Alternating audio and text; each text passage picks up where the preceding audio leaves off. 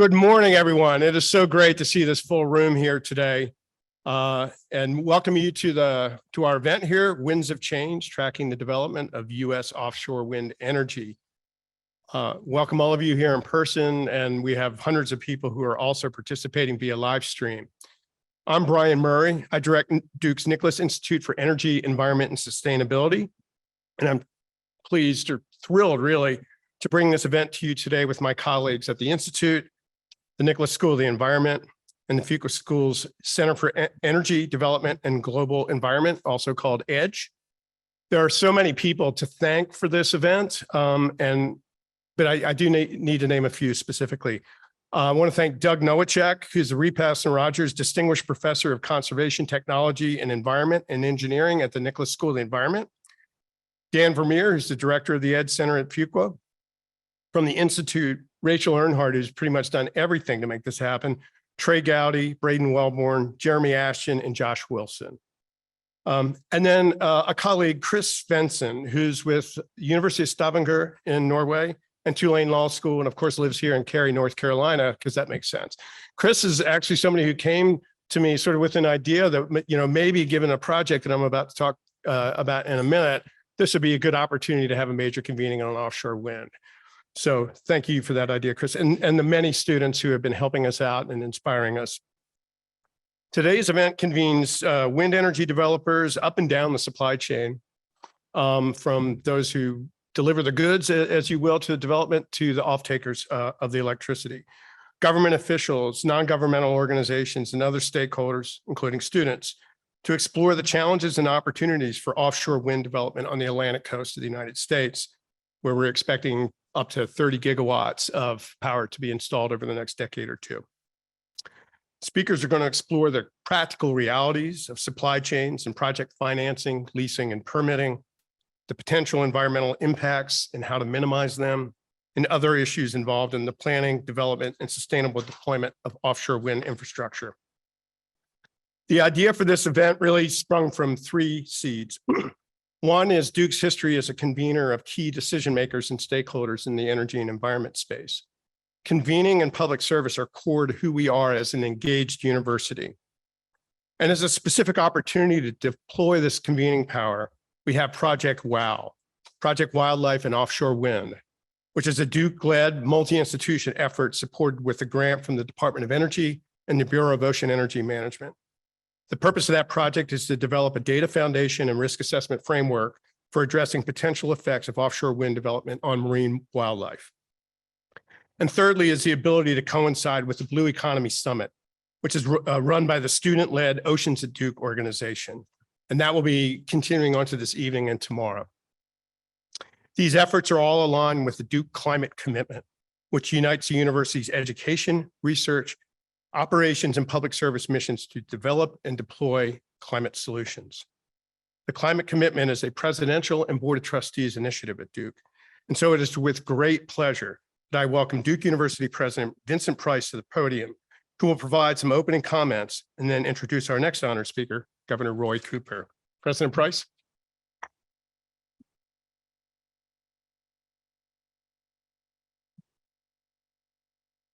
Good morning. Thank you, Brian, for that kind introduction, and thank you for your leadership of this very important initiative. I'd also like to recognize your co-leaders in Project WOW, Doug Nowacek and Pat Halpern, and Oceans at Duke co-organizers, Dan Vermeer of Fuqua's EDGE, John Verdin of the Nicholas Institute, and Rebecca Vidra of the Nicholas School. And we're very, very grateful to the Nicholas family for their support of this initiative and our climate work at Duke. This fall, we launched the Duke Climate Commitment, which, as Brian said, is a university-wide initiative focused on harnessing Duke's extraordinary strengths and resources toward the goal of addressing climate change. We're seeking to unify our efforts and amplify interdisciplinary climate and sustainability work across our campus, offering every member of the Duke community an opportunity to engage. Project WOW, Wildlife and Offshore Wind, is a terrific example, I think, of this commitment in action. building on our longstanding leadership in energy transformation research and in external engagement. Through our Marine Lab at Beaufort, deep expertise across our schools of the environment, engineering, and business, and engagement by the Nicholas Institute, Duke is leading an ocean-centered approach to energy transformation research. And through Project WOW, we're fostering innovative collaborations between science, business, and policymaking. This is vitally important work. While wind energy can serve as the foundation of renewable energy systems, there's a significant need for engagement around the benefits and the challenges of offshore development. And with that in mind, we have with us today experts from government, finance, law, and marine science, an extraordinary group who can help us explore the policy and the business aspects of this emerging field. And as Brian said, this conference coincides with other ocean-oriented events this weekend, including tomorrow's Blue Economy Summit organized by Oceans at Duke. Now, we are particularly pleased this morning to welcome North Carolina's 75th governor, Roy Cooper, who has been an engaged leader on wind energy and sustainable development.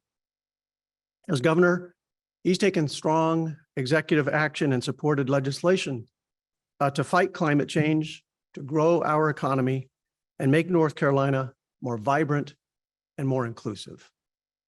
Governor Cooper also negotiated and signed landmark energy legislation that requires North Carolina to reduce power generation carbon emissions 70% by 2030 and to achieve carbon neutrality by 2050.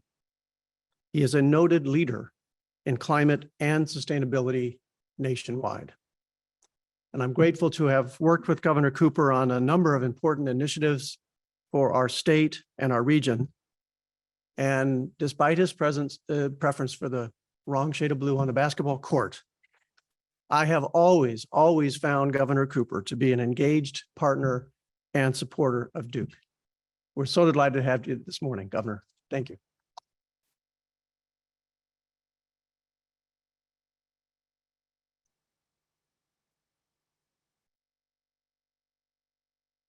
Good morning, everybody. President Price, I come in peace today.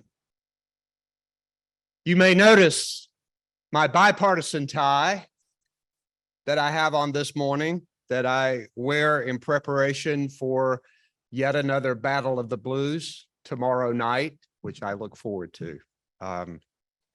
Thank you very much for the kind introduction and for convening this amazing group.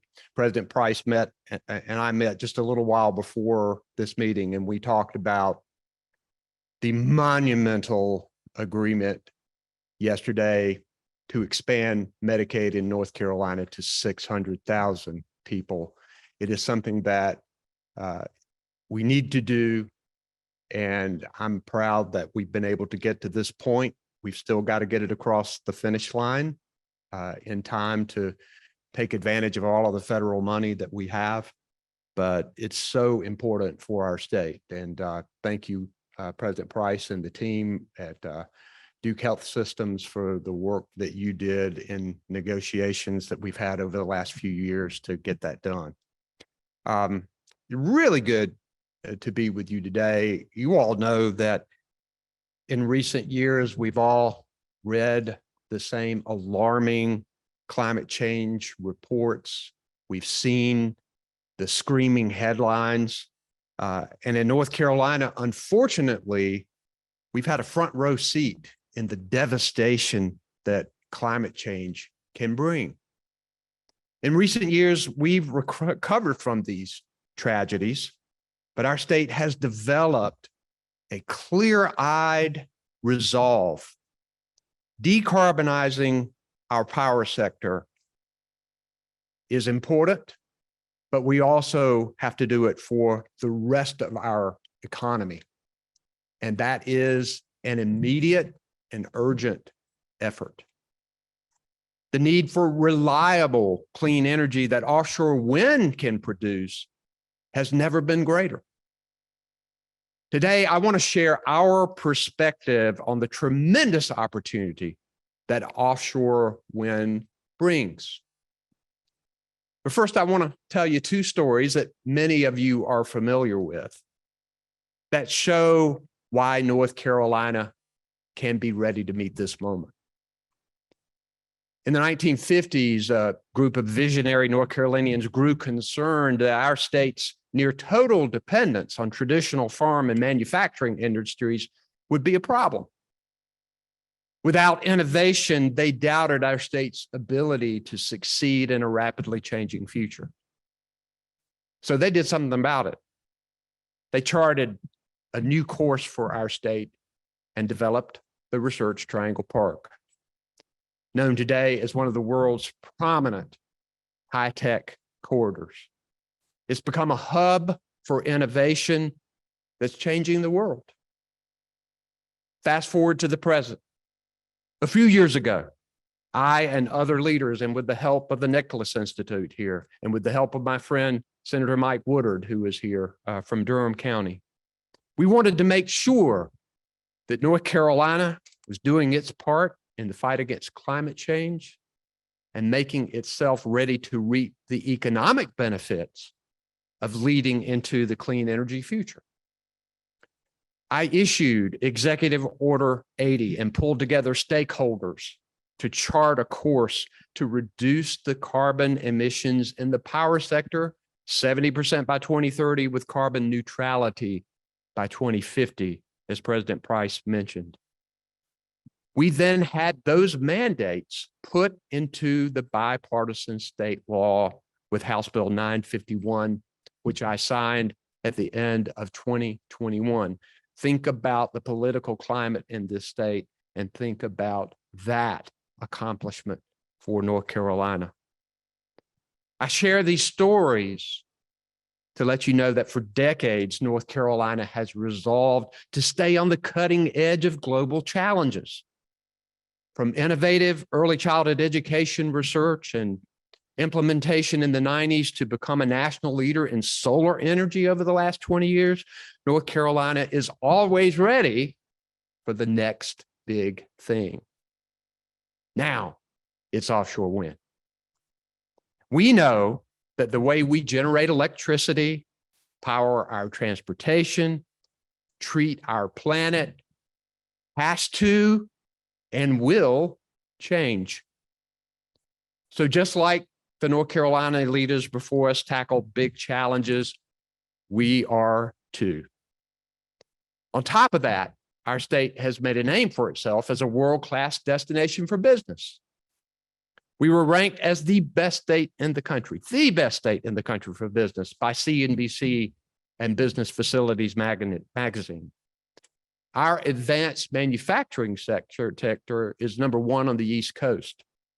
And our education system at every level here has integrated with industry to create a pipeline of skilled workers.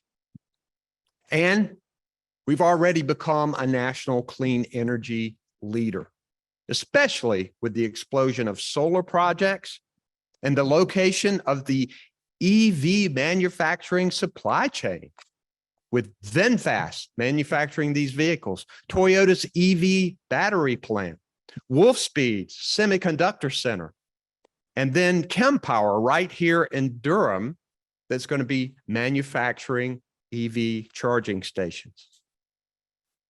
And now offshore wind is coming, and we will continue to play a leadership role in clean energy development and manufacturing for decades to come.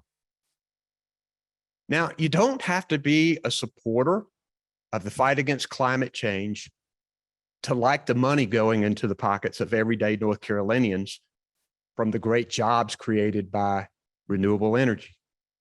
And that's one of the reasons why we've been able to get bipartisan support for our efforts. Since I took office as governor in 2017, we are laser focused on shifting toward that clean energy economy, taking significant steps to promote offshore wind projects and supply chain development. We know that we have the right ingredients here. Our geography, our business climate, our talented people, our wind. But it takes more than that to be a leader. So we've been intentional about charting a clean energy course. With House Bill 951, we became just the second state in the Southeast to put carbon reduction requirements into law. And that legislation is already working. In December, the North Carolina Utilities Commission adopted a carbon plan for achieving these requirements, and it'll be updated every 2 years. In June of 2021, I signed Executive Order 218 specifically to advance North Carolina offshore wind development. The order set goals of 2.8 gigawatts by 2030 and 8 gigawatts by 2040, enough to power roughly 2.3 million homes.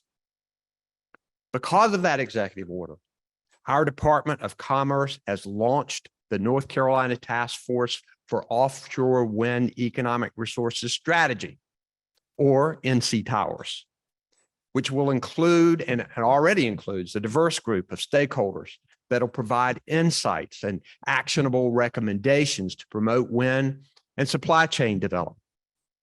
NC Towers prepared and submitted its first annual report in June 2022. And if you haven't seen it, I commend it to you.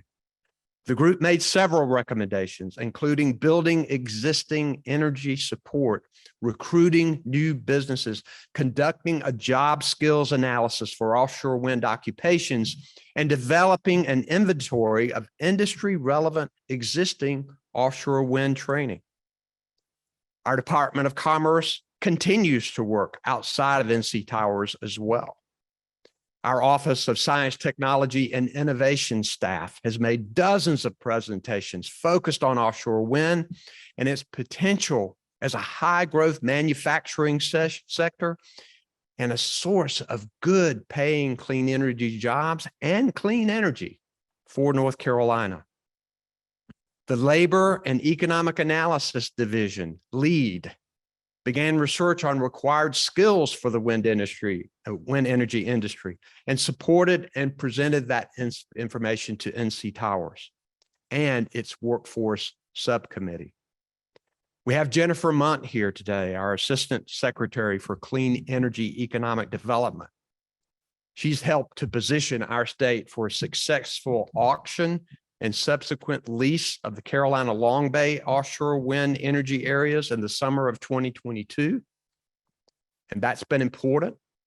I see Marquita Weldon, who is here, who heads the NC Towers. I also saw Bill Lane with our general counsel at DEQ, and I'm sure there's a lot of other folks here that I don't see, but I appreciate everybody. We've also looked beyond our state's borders. And in October 2020, I joined the governors of Virginia and Maryland to sign the Smart Power MOU. Companies think regionally and globally as they establish and expand manufacturing sites and supply chains, and states need to do the same. And in July 2022, North Carolina entered a memorandum of understanding with the United Kingdom to bolster our respective clean energy industries. They know a lot about this issue. And this week, my Department of Commerce entered into a memorandum of understanding with the Danish Energy Agency to support the responsible development of offshore wind in our state. North Carolina has all the necessary tools to be a leader in the offshore wind economy. We know that we need the grid modernization and the infrastructure too. And I'm making sure that my administration is applying for and encouraging utilities and others to apply for every dollar of competitive federal grants for infrastructure, economic development, and grid improvements that we can get our hands on. And let me tell you, President Biden and his administration have really put us in a position with the Inflation Reduction Act to leverage those federal funds to move even faster into a clean energy economy. I'm looking forward to that. It's already working. The Bureau of Ocean Energy Management has leased 3 offshore wind energy areas off the North Carolina coast, and that success has led them to plan to lease more Central Atlantic wind energy areas in 2024. As part of their winning bids for the lease areas, Duke Energy Renewables Wind and Total Energies Renewable committed a total of $42 million in investments for domestic workforce training and supply chain development. The offshore wind industry and its supply chain represent a potential $100 billion in economic investments across North Carolina, tens of thousands of family-sustaining jobs for North Carolinians, and clean renewable energy to power hundreds of thousands of North Carolina homes and businesses. Thank you for the work you're doing today. North Carolina has succeeded in solving history's greatest challenges over the decades, and our readiness to harness the winds of change has never wavered. Our foundation to build the offshore wind economy of the future has never been stronger. I also have my clean energy director, Peter Ledford, who is here today, who will be glad to talk with you about our efforts. But I am happy for the work you're doing. I look forward to a report. Let's move North Carolina to this clean energy future.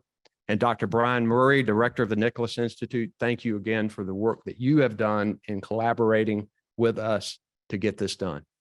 Thank you all very much.